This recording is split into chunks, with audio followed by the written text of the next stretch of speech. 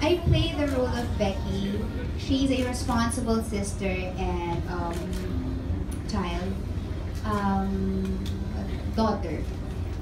Actually, she's torn between living a life of responsibility and her dream of of traveling the world, because parang that's also in her heart, eh, parang she has this parang dream of living a life of adventure.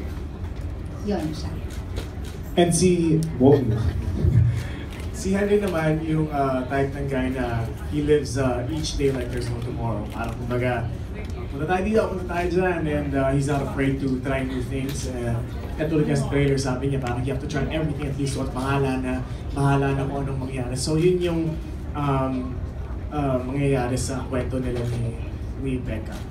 Yeah, in contrast naman to Joseph's character, si Chris, ano naman siya, he's the type of guy na parang lahat naman sa life niya parang in order, plan, ganyan. Tapos ano lang siya, office mate siya ni Becky.